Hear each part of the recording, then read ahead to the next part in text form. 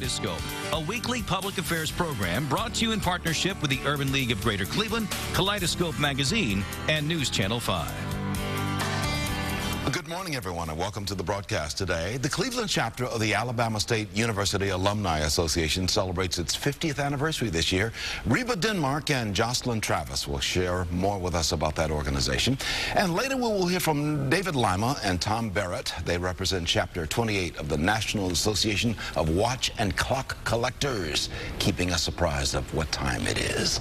And later in the broadcast after that, Laura Thompson and Dr. Joy Robinson Tidmore will talk about Women's Week at the Olivet Institutional Baptist Church here in Cleveland. Good morning again. This is Kaleidoscope, and so we begin. Beginning with Reba Denmark, who is sitting on the outside there, who's a chair of the Alabama State University Alumni Association Cleveland chapter. They've got a big event coming up. And Jocelyn Travis, who's sitting next to me, she's the director of the Midwest region of the Alabama State University National Alumni Association. Yes. Ladies, tell me, Jocelyn, let's start with you. Tell me about the Alumni Association. What does it do for Alabama State University? Surely. All of the alumni living in the Midwest region, of course, Cleveland has a wonderful chapter, but we have chapters throughout the Midwest region, Detroit, St. Louis, Chicago, and basically we try to give back to the university. We give back by providing scholarships to young people, recruiting young people to attend Alabama State University and understand how wonderful it is to go to a HBCU, especially in Montgomery, Alabama. HBCU, Historically Black College or University. That's right. Yeah. Reba, tell me about Alabama State University. It's in Montgomery, Alabama. It is historically black. It was established many, many years ago for black students, but now open to anybody who wants to go. Tell me about Alabama. And it was really established in 1867. So now we're 144 years old. So this is a great organization or institution for those that need a higher education. Alabama State has produced some great students, and I'm one of those. You're one of both of you are going, and I should add that my mother and father both went to Alabama State University, and my late father, Leon Bibb Sr., was very much involved with the Alumni Association. Absolutely. And I know you miss him as I miss him too, Leon Bibb Sr. Tell me about the event, Reba, that's coming up now. I know you're here really to talk about that today. Now, this event that's coming up on May 21st we're celebrating our 50th anniversary for the Alumni Cleveland chapter here. And we're asking everyone to just join us because this is really a historical event. 50 years ago, there were two brave, bright young people, husband and wife, who organized our chapter, Folly Selden and Marie Selden. And there were 6 charter members. So you're having this big event. It's a fundraiser. I know my Aunt Pearl Robinson will be there as well. A whole bunch of people went to Alabama State University in our family. Tell me, Jocelyn, why you think this is important for this event to take place and where it's going to take place. Well, it's going to be held at Lander Haven on the 21st of May. And it's important because we need to recognize 50 years. That's a long time to be organized in regards to the spirit of the university and giving back to the community and giving back to Alabama State. And we want people to know that we want all of our alumni to come back, so it's a big family affair. And we also want young people in the community to know that we're here for you. We want you to attend Alabama State. We'll do whatever we can to provide support to you. You're wearing a pen there that says Hornets. Yes. That must be the mascot of the Alabama State University in Montgomery, Alabama. That's correct. Yeah. Well, how much are tickets now? What's it cost for this event? Tickets are only $35. I think that's the cheapest ticket in town. And we just know that we still have tickets, and we would hope that some people would just call us and say, we want to come and be a part of this event. $35. $35. Less than a tank of gas. That's right. Less than the cost. Saturday, May the 21st at Executive Caterers in Lander Haven, which is on Lander Haven Drive in Mayfield Heights. What time does it start? It starts at 11:30. 11:30 in the morning. Yeah. I'm going to put a phone number on the screen where you can get more information. We're going to continue our conversation with these two ladies. 451-8920 in the 216 area code. You see that at the bottom. Or you can go to ALASU, Alabama State University.edu. You can find more about the university itself down there. That's correct. Yeah, yeah. My mother and father met on that campus. Oh, my goodness. Way before, well, before I was born. They had just met, but they obviously, they met on that campus and went to college together. So Alabama beautiful State campus. University. It's a beautiful campus, a beautiful spirit, especially coming from Glenville High School. You know, just a whole new culture for me to be in the South and to be just among so many wonderful people who are just focused on education. So you went to the college where my father went to, you went to the high school where I went. I may be in front of you a couple of years or so. Yeah, leave us with a thought on why this is important to go to this event on Saturday, May 21st at Executive Caterers at Lander Haven, the Alabama State University Alumni Association celebrating its 50th anniversary. It's important because we want people to know that we have survived for 50 years. And we want them to know also that we are going to give scholarships, and we want people to know that Alabama State is a great institution. If they have youngsters, high school graduates, we would encourage them to take a look at Alabama State University. You can get a good education down at Alabama State University. Great education. In Montgomery, Alabama. You mentioned it was established in 1867. That's correct. 2 years after the end of the Civil War. This institution, which was geared directly for black students, 2 years was established and has been hanging in there as part of the Alabama State University education system. Yeah, many of your great educators in Cleveland attended Alabama State, many of them. And that's what we're doing at this event. We're recognizing and honoring those who just came and just have given so much to the community and to the educational system. As my father used to say, Bama State. That's right. That's what he had said. Good old Bama State spirit. Okay, thank you very much. Reba Denmark, who's sitting on the outside there, she's chairperson of the Alabama State University Alumni Association Cleveland chapter of the big event, which is coming up Saturday, May 21st at 11:30 in the morning at Executive Caterers at Lander Haven. Tickets $35. I got a phone number on the screen. You can call and make your tickets reservations there. And thank you, Jocelyn Travis, who's director of the Midwest region of the Alumni Association. It's our pleasure. Thank you. Go Hornets, son. That's right. Go Bama State. Okay. That's right. Thank you very much, ladies, for being on the broadcast. I'm going to take a break. In a moment, we'll be right back with more. We're going to talk to the people about the Clock and Watch Collectors Conference, which is coming up. I'm Leon Bibb. Back shortly. You're in touch with Kaleidoscope. Good to have you with us today. Chapter 28 of the National Association of Watch and Clock Collectors hosts its regional meeting this month, and President David Lima and event chairman Tom Barrett are here to talk about the meeting and about the Watch and Clock Collecting Organization. Good to have you with us, David. Thank you. And Tom. David, let me start with you. What is the National Association of Watch and Clock Collectors? Well, the NAWCC, National Association of Watch and Clock Collectors, is a nonprofit organization that has a keen interest in horology, the field of horology. Horology? Yes. And which is? Which is timekeeping. And we're a hobby, educational, and scientific organization. And you've brought along some vintage clocks with you. Let's bring in Tom Barrett. You're the expert on all these clocks. How long, when was the first mechanical clock made? Well, in the late medieval period during in Europe, late 1300s, early 1400s, they were primarily bell ringing machines to call the people in the monasteries to prayer. And because people needed to know what time it was or when do we gather. That's true. When something is to take place. Tell me about some of the clocks that you brought. I know you've got an event. We're going to get to that. But tell me about some of the clocks that you brought. Well, we'll start here with the largest one. This is called a crystal regulator. Yeah. Very popular style in France. This one probably dates from about the 1880s. Ran for 8 days. Very flashy case. Ran for 8 days and would strike the hour on the gong.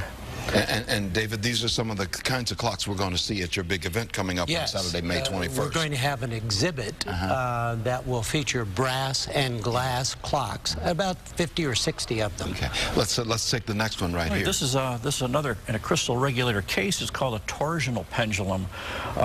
Instead of the pendulum oscillating back and forth, it rotates from side to side. This probably dates from around 1920 or so, made in Germany. And they are keeping time, right? Oh, yes. I mean, we haven't set them for our time of day right now, but they're working. They will run and keep good time. They're very reliable. Yeah, you brought a little one with you right up. This little one here is kind of a miniature version of a carriage clock. This would have been used on, say, the ladies' dressing table in the bedroom, just a little tiny watch-type movement in there. Just a little one, and a box. Well, this clock here is probably what we could call the original travel alarm. When people traveled, they would travel in a carriage or on a train, had a little carrying case, oftentimes had a strap that you would wear around your shoulder, and this is what you would take if you were traveling, so that you would have a timepiece in your hotel room. They later became a little more ornate like this one, and used as a piece in your home. Hotel rooms always did not have clocks in them, so you took your own time with you. Exactly. And what about this one? This is one of my favorites. This is we call that a little novelty clock. This would have been, actually this was made in America by the Ansonia Clock Company, probably 1880s, 1890s. This would have been used again in a bedroom or on the ladies' dressing table. Beautiful, just beautiful. Let's go back to you, David. Tell me about the event now. You're going to hold this at Lakeland Community College in Kirtland. What happens at this event? Well, we're going to have the exhibit that will feature 50 to 60 of these brass and glass clocks. We're going to have 2 workshops and educational programs for the public. And both of those events are free. Then we will have also a mart, which will have somewhere between 150 to 160 vendors who will be buying and selling clocks. Admission to the mart is $10. But this is going to be Saturday, May the 21st. That's right, from 9 a.m. until 1 p.m. at Lakeland Community College in Kirtland. And the best way to find Lakeland Community College in Kirtland in Lake County is to get on I-90, go east and exit at Route 306. The big sign says Kirtland. It's the first college you run to. You can't help but run into it. That's right. And ironically, it's got a big clock tower, as I recall. It does. Right there, right? Tom, what should we keep in mind as we talk about time and talk about your event? We look at all these as artifacts, clocks, but every one of them has a story to tell. Every one of these, both clocks and watches, were somebody's prized possession, sat in a prominent place in the home, and we try to tell the story about how these clocks and watches fit into the lives of people before us. Well, you can find more information on everything we're talking about if you go to the website, and the website is nawcc28.org. NAWCC28.org for National Association of Watch and Clock Collectors, and this is Chapter 28. Chapter 28.org. You can get more information. But once again, Saturday, May 21st, Lakeland Community College in Kirtland. They're going to have all kinds of clocks like this on display, and watches too, I would assume. And we appreciate David Lima and Tom Barrett of the organization dropping by. One of my favorite songs is Time After Time, and that says it all, I think. Time after time. We do keep up with time. And another one is I Didn't Know What Time It Was by Chicago, but looking at this clock, now I know. It's time for me to take a break. Thank you, gentlemen. Thank you for having us. We'll be back in just a moment after these few seconds of time. Take by. Welcome back to more of Kaleidoscope today. The Olivet Institutional Baptist Church hosts Women's Week this month, and Dr. Joy Robinson Tidmore and Laura Thompson are both here to tell us more about this event and how you can participate in it. Dr. Joy Robinson Tidmore sitting next to me. Good to have you with us. And Laura Thompson sitting next to her. Thank you so much. What is Women's Week at the Olivet Institutional Baptist Church? Women's Week at the church is a time of great fellowship. This is a time where we are encouraging women from across the city and, of course, our congregation to come together for a great time of worship, praise, fellowship, youth development, and powerful preaching. Kind of directing things specifically to women. Directing for the women. But I'll bet the men will be able to get something out of the presentation. I'm sure they will. We usually I'm sure they will. What inspired this event, Laura? Well, this is actually our first women's conference began in 2004. So this is an annual event, and basically we're looking to inspire women spiritually, mentally. We want to get them on track with God. If they need help, they need praise, they need worship, they need fellowship. That's basically what inspired the event. You got a bunch of workshops and things going on. Yeah, we have a variety. What happens at the workshops? These workshops will serve to assist women in their walk with the Lord. It gives us and provides us with guidance for spiritual disciplines. They will be led by pastors, local pastors, and some from out of town, who will come and help us learn how to create an environment that draws us closer to the Lord. Is it open to anybody who wants to come? It is open. The registration is free, and we're encouraging women to come from citywide and across. Now, my notes have this is going to be Wednesday, May the 18th through Sunday, May the 22nd at the Olivet Institutional Baptist Church, which, by the way, is located at 8712 Quincy Avenue. It's really, if you can find the corner of Quincy Avenue and East 89th Street, you will see the church right there, right across the street from the Karamu Theater. It's a wonderful, wonderful church. I've been there many times. Laura, what do you think is vital to Women's Week? What's the underlying thing you want, especially the women, to walk away with? Right. Basically how they can serve God the way they want, the way God wants them to serve. To do every aspect of their life thinking of God and God's will. That's the main aspect of it. We want women to walk away knowing what's expected of them spiritually. And if they can strengthen their lives, Dr. Joy Robinson Tidmore, if they can strengthen their lives spiritually, is there an effect which strengthens their lives physically and health-wise? Well, I think so. I do believe that once you strengthen your core spiritually, if you think about it in terms of a workout, and you strengthen your core spiritually, that strength will transcend to every aspect of your life, your work, your relationships at home, your relationships with your children or peers. So I think this weekend will serve as a catalyst to spark the fire to help women become closer to God, to have better relationships with the Lord, and also provide guidance as we walk our own paths to a relationship to God. Do I hear an amen from the amen corner over there? Definitely, amen. And I think women are going to enjoy this conference. We have some new things this year.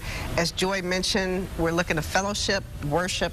We're going to have beautiful, wonderful gospel music, liturgical dance, Bible study, workshops, praise, and powerful preaching. This is going to be a fun and spiritually uplifting event. And this is open to the public, It's right? open to the general public. Registration closes May 15th, Sunday. Does it cost anything to get there? It's free. It's absolutely free. It's absolutely free. We just want you to come. As God would want it. That's right. That's right. It's That's absolutely right. open to the... And people can register online at oibc.org, and they can also call the church at 216-721-3585. We put that number on the screen, and we put that website on the screen. As Laura said, 216-721-3585 or oibc.org for Olivet Institutional Baptist Church.org. And find us on Facebook. And Reverend Jawanza Colvin is the pastor over there. Yes. I saw him the other day. He and I chatted the other day. And, of course, I always see Reverend Otis Moss, who is the pastor emeritus, I suppose. Correct. Who's now retired, yeah. Yes. Leave us with a thought on why this is so vital, this kind of Women's Week running between May 18th and the 22nd at the Olivet Institutional Baptist Church. Well, I think for this community, I think Olivet has always been in the forefront of reaching higher and growing stronger, and this will bring women into the front line of that ministry. I think from this weekend, we should take away the idea of saying yes to God. And that's what we want to express through this event, through all of our workshops, our speakers, and our Bible studies. So come out, join us in a time to say yes to God, give Him your lives, and receive the blessing that He has promised for you. And once again, Laura, it's free and open It is to the free. public. It is free, and I also want to mention we have something new this year for youth ministry called Nurture the Pearls, where we're looking for girls 13 to 18 who we hope to help spiritually, physically, deal with the aspects of growing up. Build strong girls. That's right. Build strong women. That's right. Being a woman of God. Okay. Many thanks, Dr. Joy Robinson Tidmore, who's chair of the Olivet Institutional Baptist Church Women's Week, and Laura Thompson, who's a member of the church. Good to have you both on the broadcast. Thank you. Thank you. Wednesday through Sunday, May 18th through the 22nd at Olivet Church. Thanks so much. Thank you. I'll take a break in a moment. Marsha Maccabee of the Urban League will be here with her words of wisdom. She's always a wise woman. Back after this. Here's Marsha Maccabee of the Urban League of Greater Cleveland. The Urban League, one of our partners on this broadcast. Hey, Marsha. Hey, Leon. How you doing today? I'm okay. You too? I'm doing good, doing good. Wanted to share with our audience today something that I've been really becoming more aware of lately. I've had the fortunate opportunity to attend the FBI Citizens Academy for the spring this year, and one of the topics that we've been talking about is this human trafficking situation. And I'll tell you, my heart was just touched about the number of young girls, 12, 13, 14 years old, who are being lured into prostitution by individuals who are just preying on young girls who may not have a strong relationship at home, may not feel that they're in an environment where they're loved and cherished and protected, and they're falling prey to these individuals who want to promote them for their own good.